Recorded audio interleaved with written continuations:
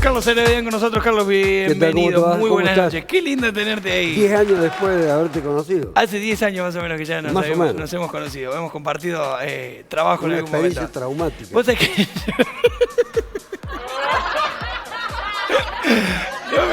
Carlos, mirá histérica. Yo no tengo... Desequilibrante. Yo no tengo tu respaldo, Carlos, por favor. Bueno, ¿cómo estás? ¿Bien?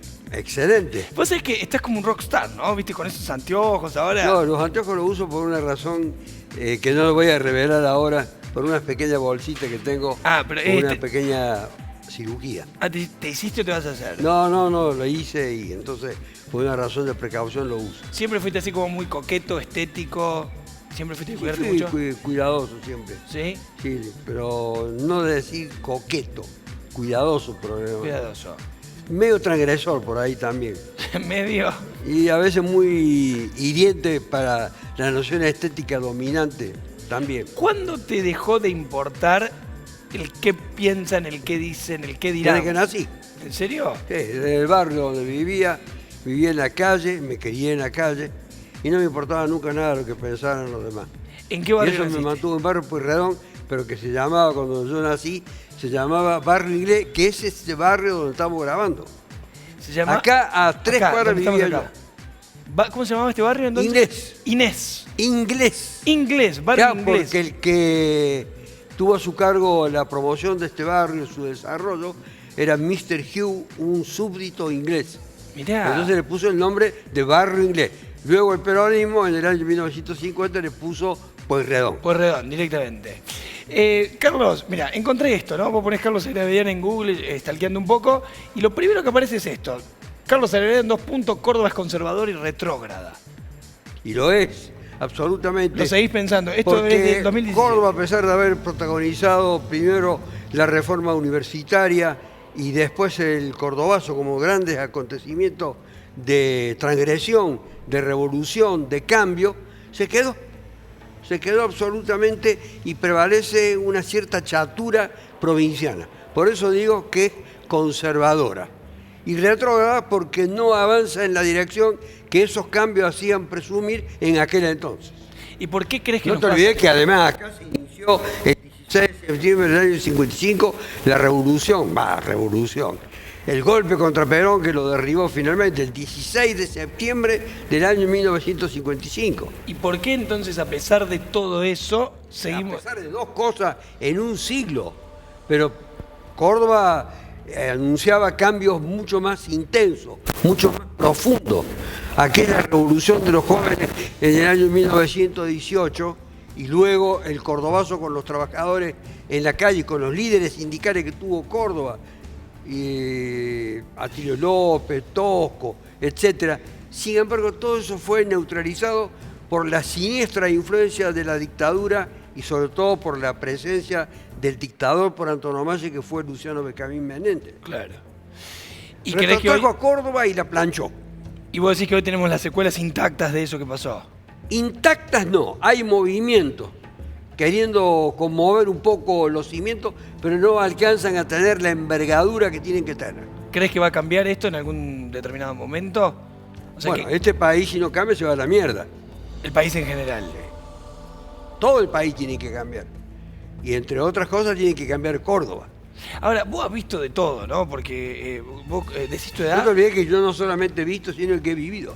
Yo fui juez, fui camarista del crimen, soy hace 53 años abogado, soy el abogado más antiguo que ejerce el derecho penal y además estuve 3 años preso de la dictadura, 2 años incomunicado o prácticamente más que incomunicado, secuestrado. ¿A dónde te tenían secuestrado? Oh, me tuvieron en muchos lugares, Campo de la Ribera, en La Perla, en la UP1, en la cárcel 9 de La Plata. ¿Vos sabías a dónde estabas cuando estabas secuestrado? Sí, sabía perfectamente dónde estaba, en un lugar determinado, me legalizaron. Me pusieron a disposición del Poder Ejecutivo. El destino era probablemente que me mataran. ¿Por qué crees Todavía me pregunto por qué cuando me pusieron en La Perla, en un pozo, no me mataron. ¿Cómo te pusieron una perla en un pozo? Claro, cuando me llevaron a La Perla una madrugada, me colocaron en un pozo. ¿Un pozo, literalmente un pozo de tierra. Y a las 2 o 3 horas me sacaron del pozo y me llevaron a la escuela de aviación militar. Y a la madrugada permanecía en una celda y a la mañana un simulacro de fusilamiento. Y después me dijeron que habían dictado ya la sentencia que yo iba a seguir viviendo. Para, ¿vos estuviste en un simulacro de fusilamiento? O sea, Ahí, vos te pusieron contra en la una... Escuela de Aviación Militar me hicieron un simulacro de fusilamiento. Pero previo a eso, la noche anterior, estaba en la tierra, en un pozo. El pozo obviamente estaba destinado a sepultarme. ¿Cuántos años tenías cuando te pasó? Tenía 39 años, era juez de instrucción y fue el único juez en la provincia de Córdoba, no sé si en algún otro lugar del país, en el golpe del 76, fue del juzgado a la cárcel. Directamente. Más que a la cárcel, porque eso no era una cárcel, era un campo de concentración. Luego fui a una cárcel que seguía siendo cerrado, también un campo de concentración. Perdón, yo no puedo creer. O sea, vos estuviste parado frente a un paredón. No, yo no estuve parado frente a un paredón. Me hacían correr por un campo externo, un campo que podríamos llamar para las actividades recreativas, para la actividad deportiva, para la actividad al aire libre de la Escuela de Aviación. Me hacían correr tomado de aquí, de atrás, con las manos atadas, mientras efectuaban disparos con ametralladoras sobre los oídos. Entonces eso era peor que estar frente a una pared y un grupo simulando que te va a disparar. Corriendo, uno pensaba que la bala va a entrar por atrás, por la nuca, no sabía. Fueron momentos de enorme incertidumbre, mientras había 4 o 5 personas del gobierno que acababa de ser depuesto que estaban presenciando esa escena. Tras eso, tras terminar, un vicecomodoro que ya murió, que era el vicecomodoro, a su vez subdirector de la Escuela de Aviación Militar, se llama Simari, se murió, me dijo qué sentencia habían dictado en contra mía. ¿Y qué sentencia era? La sentencia que iba a seguir viviendo. Entonces yo pensé, estos tipos no deben pensar que yo voy a seguir haciendo el mal, cuando algún día, en ese momento uno pensaba que ya no iba a vivir. Vos decís que estabas ahí porque ellos decían que vos hacías el mal. No, ellos dijeron que mi justicia era una sucia justicia porque tenía un origen espurio y me vinculaban por la designación que me habían hecho en el año 73. Ya era el juez, gobierno ¿no? de Sí. Obregón Cano y Gatilio López pensaban que yo había sido designado a propuesta del grupo Montoneros. Y no fue así. No, había sido propuesto a propuesta de gente que estaba identificada con las ideas que en ese momento eran dominantes, muchos de los cuales compañeros que en aquel entonces tenía estaban relacionados con Montoneros. Pero vos fuiste... yo no pertenecía. Vos no perteneciste a Montoneros. De ninguna manera orgánica ni inorgánica a Montoneros. Tenía afinidades con amigos que lo eran de mucho antes. ¿Vos fuiste candidato a gobernador en algún momento? Fui candidato a gobernador para disputar con De la Sota. Hoy, en razón del duelo de la familia de la Sota, etcétera, voy a pasar por alto ese tema. Claro, pero fuiste candidato a gobernador. Fui candidato a gobernador en el año 1987. ¿Y nunca más después de esa candidatura te volviste a presentar? ¿Te alejaste un poco de la política? No, yo fui después secretario de Transporte con el gobierno. Bueno, primero fui a la justicia, de vuelta, Sí. porque me reivindicaron, reparando el daño que me habían causado cuando pasé del juzgado a la cárcel. En el año 1989 fui camarista del crimen. Estuve 6 meses y el gobierno de Menem me llevó a la Secretaría de Transporte de la Nación. Y ahí estuve 1 año. Y pasado un tiempo, 4 años, estuve además en el Ministerio del Interior, fui candidato a diputado provincial en Córdoba y obtuve la banca, estaba entre los 5 primeros lugares. Fui 4 años diputado provincial entre 1995 y 1999, el mismo periodo en el que Ramón Bautista Mestre fue gobernador de Córdoba. ¿Y a dónde te sentís más cómodo? ¿En la justicia o en la política? Yo me siento bien en todo lo que hago. Si no, no lo haces, digamos. No, si no, no lo haría. La tele, por ejemplo, has tenido tu paso por televisión, seguís Yo haciendo en tu la programa en justicia soy Canal un C. tipo resistente, que tengo ideas propias, muy transgresoras, contrariamente a lo que es Córdoba. ¿Pero qué es ser transgresor en la justicia? Transgresor es tener En la criterios justicia, digo, que ¿no? no son los dominantes en los jueces. Primero. Segundo, enfrentar la supremacía que el juez quiere ejercer sobre uno, sino en un lenguaje que sea descarnado, pero serio, con fundamento, enfrentar las ideas que el juez pretende imponer y que yo entiendo que son interpretaciones erróneas del juez. No tener ese tipo. Tercero, en la ropa. Yo, por ejemplo, he dejado de usar corbata, saco, que parecen ser las marcas del uniforme, del abogado. No usas más nada de eso. ¿Vos cómo estás vestido ahora? No. A veces uso saco únicamente como un acto extremo, único, el último acto de concesión. Pero la corbata me la saqué. Ahora, digamos, suponete Estoy viendo a vos con corbata y me llama. No, pero yo no hay problema, cada uno elige. Ahora yo te pregunto, vos tenés, suponete, yo tengo un problema. Lo contrato a Carlos Heredia como mi abogado. Tengo muchas posibilidades de que me salga bien la cosa o que me salga mal. Digo, porque si la corporación Si judicial... vos estás en una mala posición desde el punto de vista probatorio, estás hasta los huevos. Conmigo y sin mí. Claro, digamos, no hace Yo voy a luchar lo mismo, en un acto de osadía, de atrevimiento. Sí. Voy a luchar abnegadamente, Claro. con toda decisión, con toda energía, con toda valentía. ¿Para qué? O entiendan tu situación o te pongan una pena menor de la que te corresponde. Claro, pero no... El tipo sabe que yo soy incondicional de él. Pero también le tengo que decir, el primer juez de un acusado de haber cometido un delito es el abogado. El abogado no le puede mentir, porque si miente está violando una regla ética. Claro. Hay muchos tipos que van y le dicen, poneme tanto y yo te saco. Mentira. ¿Y cómo te llevas Los estafan. ¿Cómo te llevas con los jueces? Vos con los No me jueces... llevo muy bien. Claro, porque ahí es donde está el Y tema. ellos no se llevan muy bien conmigo tampoco. Pero eso no quita que si No. tenés A razón- mí me respetan en el momento de fundamentar mis posiciones porque yo tengo razones que exponer. Lo que no quiere decir que esas razones sean compartidas por los que me escuchan. Tengo motivaciones para cada cosa que digo que son distintas a las que prevalecen en el medio. ¿Hay otro abogado como vos así hoy en Córdoba, por ejemplo? No, del mismo tipo de personalidad, no, todos somos diferentes. ¿Por qué vos...? Yo no puedo decir que soy mejor que otro, perdón, porque si a eso apunta la pregunta... No, sino a tus puedo decir- características. No, en cuanto a las características, al temperamento, a la modalidad, a la forma de expresarme y al discurso que yo tengo estructurado para cada caso diferente, no hay. ¿Por qué vos y Carlos Nagy son como los más conocidos? Nagy defiende a las víctimas. Hay una diferencia abismal entre él y yo. Ah, mira, a ver. Él únicamente es un patrocinante, es un llamado, se llama querellante, querella, representa a los damnificados, a los que han sido perjudicados, a los que han sido dañados, a los que han sido lesionados. Yo no, yo soy la otra cara. ¿Vos sos el Yo abogado del defiendo diablo? A los victimarios, es decir, a los acusados, a los que van a ser probablemente condenados, pero son acusados de haber cometido delitos. Él no, él representa a las víctimas. ¿Y vos- Esa es la vos- diferencia entre uno y el otro. Pero vos elegís ese rol, digamos. Es una No, elección no, tuya. yo me asumí.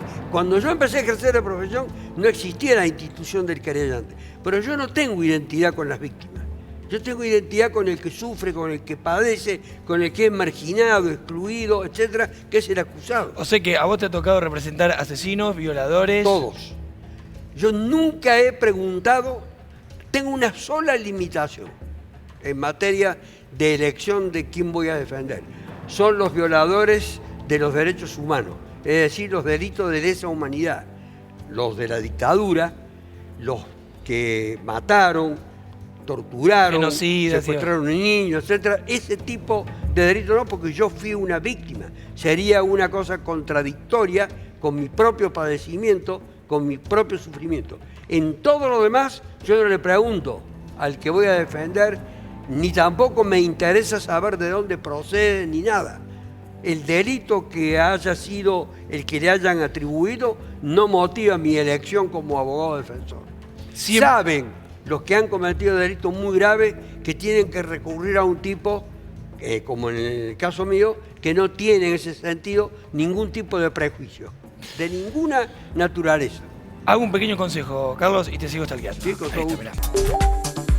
Ahí venimos, seguimos con Carlos. Contame esto, que este perfil que tenés de defender al que se mandó el moco, lo tenés de que eras chiquito. Siempre, yo me formé en la calle, vengo de un lugar extremadamente humilde y el lugar donde uno podía ejercer sus actividades, etcétera, además de alguna institución deportiva, era la calle.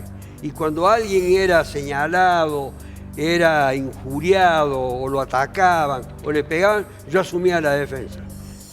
Desde el vamos. Es decir, yo nací siendo abogado penalista.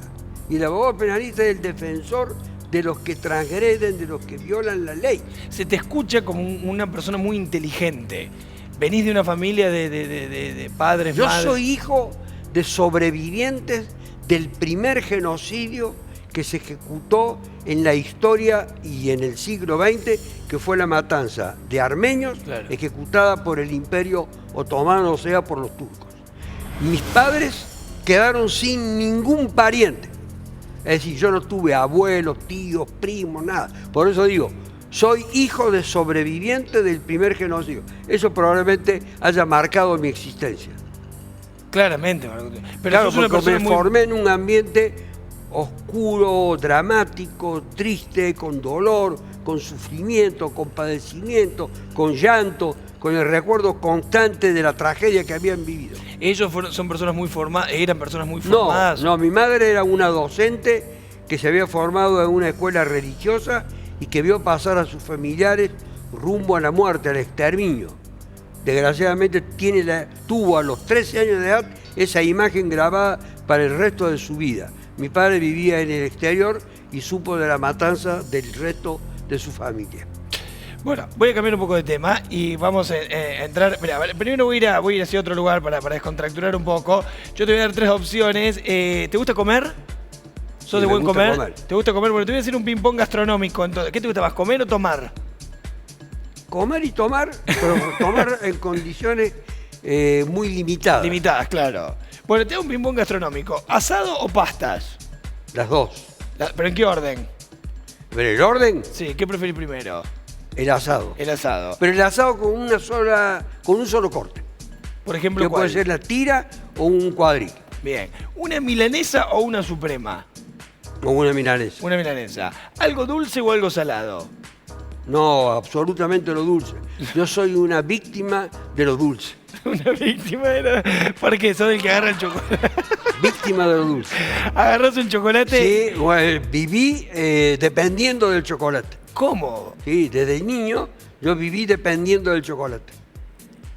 Pero... Si hay algo que por encima de todo podría subsistir y sobrevivir, es con el chocolate. El chocolate está primero que todo. ¿Pero sos de esos que se mandan chocolate antes de ir a dormir cada noche? No. No, tanto, controlar. tanto así de ese... Viendo televisión, viendo películas, sí. Sí, pero hasta ahí, digamos, ese es tu Sí. límite. ¿Una empanada árabe o una criolla tradicional? La empanada árabe. La empanada árabe. ¿Vas a un restaurante o preferís una juntada en tu casa con amigos? No, en mi casa con amigos es una cosa que lo hago, pero prefiero la juntada con amigos que lo hago semanalmente 3 o 4 veces. Pero afuera. Afuera. Vamos a comer a algún lado. Sí. No ensuciamos la casa de nadie, todo tranquilo. No se trata de ensuciar, son modalidades. Modalidades. Es donde no se siente la presencia de la familia. Vos sos el típico que a un amigo, suponete, si se cortó el pelo y le queda mal, le decís, che, te queda muy mal el corte de pelo. No, yo soy muy respetuoso Ah. de la individualidad ajena.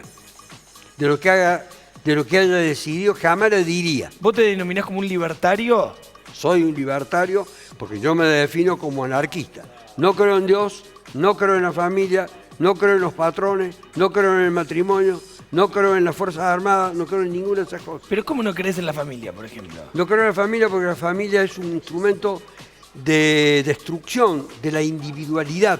Es muy complejo el tema. A ver, pero está bueno. Hasta los 5 años el niño es libre, es creativo, está entregado a su juego, al armado y destrucción, etcétera, hasta que de pronto lo transportan a la escuela. Sí. Y en la escuela comienza el proceso de disciplinamiento Tal cual. de ese niño y someterlo a pautas que son pautas ajenas a las que él siente, a las que él experimentó desde niño, según cómo ha sido su hogar, según qué patrones de conducta haya tenido. Claro. Entonces empieza a ser uniformado para que en el futuro ese individuo disciplinado no viole las reglas de la convivencia, etcétera, y empieza a perder su individuo. Por eso todos los tipos que son figuras descollantes en el mundo del arte, de la literatura, de la música, de la ciencia, son todos tipos que han dejado su familia.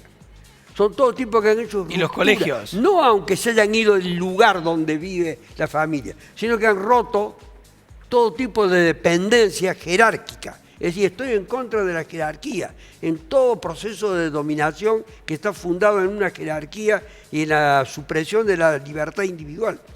A ver, podríamos ahondar muchísimo. Es muy ¿no? duro todo lo que te he dicho, ¿eh? No, no, claro, por eso. Pero bueno, está bien, que vamos tomando. Igual te voy a seguir entrevistando porque me encanta preguntarte cosas, así que lo vamos a seguir al tema seguramente en otros momentos. Al momento de cocinar, ¿sos de los que se pone a cocinar, pone la mesa, No sé cocinar. No sabes cocinar. Pero lo siento como desgraciadamente como un fracaso. Me hubiera gustado saber cocinar. ¿Y por qué no aprendiste? Porque no he tenido la voluntad de hacerlo. Ah, bueno, está bien. Y nadie me lo ha impuesto. Claro. Nadie me lo ha impuesto. Ahí faltó un padre, una madre que te enseñen a cocinar. No, tampoco pido que me cocinen. No, bebís Algunas cosas sabía hacer, pero muy pocas. Son frustraciones muy grandes. ¿En serio? Esa, la de no saber preparar una comida. Prepararme una comida para mí, para amigos, para amigas, para hijos, etc. Lo que no quiere decir la construcción de la comida en función de una familia. Es una cosa distinta. La comida es para alimentarse, pero también es una cosa para el placer. Claro. Pero también, ojo, la comida impuesta es una forma de la dominación. Te hacen comer lo que vos no querés. Una de las grandes resistencias de los niños es contra lo que le quieren hacer comer. Cuando él tiene otra elección. Y esa otra elección no le es respetada. Ahí está uno de los principios de la libertad. El niño tiene que ser respetado en lo que ha decidido. Bueno, pero ¿no se supone que el adulto está capacitado para orientarlo mejor? Pues el niño por sí solo a lo mejor se ¿Quién llenaría dice que los con- adultos están mejor capacitados que un niño para saber lo que el niño quiere? No, pero digo, de pronto el niño comería alfajores cuando la madre a su cambio le ofrece... Salvo que sea un Una problema manzana. de salud. Claro, por eso. Salvo que sea una ingesta de un exceso de calorías que lo lleva a la obesidad, a la gordura, pues allí puede haber algún principio de ordenamiento de la comida. De lo contrario, si no le trae ninguna consecuencia, yo no veo por qué le tienen que... También hay razones ¿Y vos con tus económicas. hijos fuiste así? ¿Vos tenés un hijo o dos hijos? Yo tengo 2 hijos. ¿Y fuiste así? ¿Fuiste libertario con ellos en su educación? Absolutamente, ellos se formaron solos y cada uno eligió su mundo, no fueron de ninguna manera influenciados por mí. Pero fueron al colegio, los dos. Claro, uno se recibió de abogado, la otra es médica, pero decidieron por sí mismos seguir carreras propias de su criterio, Claro. de su vocación, sin que yo haya tenido ningún tipo de gravitación o de influencia. Además tengo 7 nietos, sobre los cuales tampoco ejerzo ningún tipo ¿Sos de influencia. ¿Sos un abuelo piola? ¿Sí? Absolutamente. Sí, jugás con tus nietos y eso. No, jugar, no sé lo que es. Yo lo siento a mi nieto que tiene 21 años en la mesa conmigo para que hable de lo que yo hablo. Claro. Ah, para que hable de lo que vos hablás. Sí, no imponiéndole. Saben que pueden hablar de todo lo que no están en condiciones de hablar en otros lugares. O sea que vos tenés una charla como esta con tus nietos. Absolutamente. Qué hermoso. Y con un lenguaje mucho más desenfadado que el que estoy empleando hoy. Estoy bastante contenido. Me tengo que ir un corte chiquito y ya venimos para... Es maravilloso. Carlos Aravillán, señores. Corte y ya venimos, dale. Te stalkeo, tu vida al alcance de mis dedos. Acá estamos, últimos minutos con Carlos Aravillán. Se pasó volando. Carlos, me quedaron un montón de cosas para preguntarte. Así que te abro el juego para que cuando vos dispongas de un poco de tiempo nos volvamos a sentar a charlar porque Con la todo verdad gusto. que es un placer. Me quiero quedar con esto, entre tantas cosas que seleccioné. Esto lo subiste vos a tu Facebook o a tu Instagram, perdón. Dice Diego Maradona, mientras esté Macri, dijo él, no viviré en el país. Gracias, Mauricio, ponés vos. ¿Esa frase de quién es? No, Maradona dijo, mientras que Macri esté esté en el gobierno, yo no vivo en el país. De dijo Maradona se puede esperar todas las definiciones. Lo que hay que recordarlo solamente cómo jugaba. Nada más. Vos te quedás solo con eso, digamos. Solamente como Pero jugador. digo, un tipo libertario Pero como vos. en un momento determinado fue revolucionario. Claro. Y hay que recordarlo cuando decía, por ejemplo, que el Papa tenía que sacarse todas las cosas de oro y todo el poder económico que había concentrado en el Vaticano y distribuirlo en el mundo. Era cuando era amigo de Fidel Castro, por ejemplo. Claro. No hay que olvidarse de esas épocas. Maradona se ha dado todos los gustos habido y por haber. Desgraciadamente hoy no está en condiciones de transmitir bien lo que él piensa. Ahora, ¿cómo llega un tipo como vos, así tan transgresor, tan disruptivo con estas cuestiones y demás, al lugar a donde llegó? ¿Cómo no te sacaron antes, digamos? ¿Cómo lograste llegar? ¿Dónde crees que estuvo tu virtud para poder así, a pesar de todo, sostenerte? Es un reconocimiento, una especie de retribución, una especie de recompensa a lo distinto. También un poco de miedo de que la reacción que se puede esperar de mí, pues una reacción no de sentido físico, violenta en el pensamiento que puedo dirigir al otro. Sí. Pero trato de convencer. ¿Nunca te agarraste a trompadas con nadie, por ejemplo? ¿O sí? No, pero cosas intrascendentes, insignificantes. Claro, no que... No tienen ninguna entidad, no tienen ningún valor y no tienen un significado especial en mi vida. Está bien. Ahora, el hecho de que estés a donde estás, por ejemplo, ¿lo mediático ayudó? ¿Alguna vez encontraste respaldo? Yo en lo empecé mediático? siendo primero, antes de terminar mi carrera universitaria, periodista. Empecé en la desaparecida Radio Municipal, fui jefe en informativo, hacía deporte, transmitía en la cancha de fútbol. Me acuerdo que confrontábamos con Brizuela, nosotros éramos un grupo de estudiantes y ahí se formaron muchos periodistas que hoy siguen trabajando y otros que trabajaron, algunos murieron y otros se jubilaron. Fue una escuela de periodismo. Cuando me recibí, yo ya había pasado por la radio, por el periodismo gráfico y por la televisión. O sea que los comienzos de la televisión de Canal 10 y de Canal 12. O sea que ya venís de ahí, digamos. ¿Y qué piensa la Corporación Judicial de verte tanto en la tele? En programas de televisión, tenés tu propio programa. En razón de que esto fue anterior a mi ingreso a la profesión, nunca les pudo llamar la atención que fuera una continuidad. Claro. Porque yo no he utilizado la televisión ni la radio, donde estuve durante muchísimos años, con un programa que se llamaba Los Casos Penales, para gravitar sobre nadie.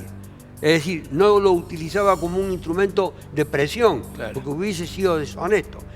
Tantos años han transcurrido desde que comencé que si hubiese sido así, hubiera recibido una sanción ética por incompatibilidad, por el mal uso del medio. He tenido sanciones como abogado, te advierto. Claro. Tengo varias sanciones en el Tribunal de Disciplina por no haberlo respetado a determinados magistrados, a determinados... Pero no por tu participación en la tele, sino No por estar mi ahí. participación en los medios de comunicación. Lo último para cerrar, ¿sabés más o menos cuántos juicios tuviste en tu vida a tu cargo? O sea, defendiendo a alguien. Jamás he hecho una estadística absolutamente... ¿No sabés ni cuánto ganaste ni cuánto perdiste?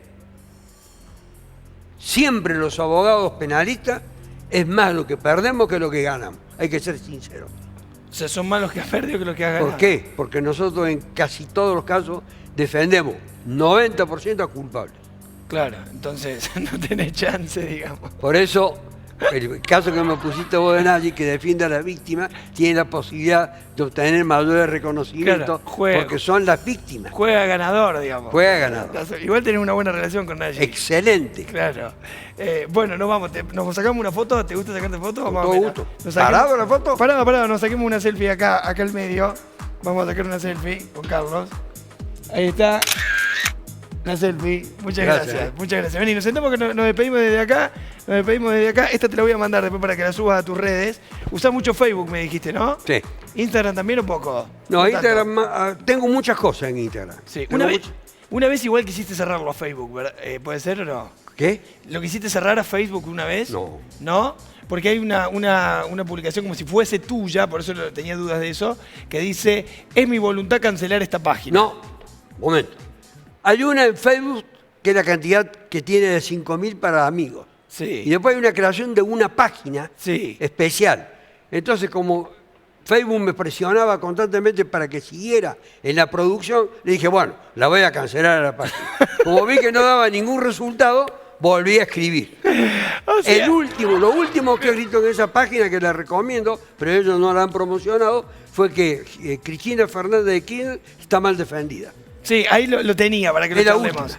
Lo tenía ahí para que lo charlemos, pero lo vamos a charlar porque lo tenía ahí. Otro día estás invitado. Carlos, gracias. Muchas gracias, muy Qué honrado. enorme placer tenerlo a Carlos Aravedian acá. Esto es para tomar o dejar, pero es maravilloso por lo menos escuchar. Sean felices, ríanse y vivan la vida con alegría que no cuesta absolutamente nada. Y como decimos cada noche, si ven un pájaro grande, lo agarran. Chao, Carlos. Gracias, muy amable.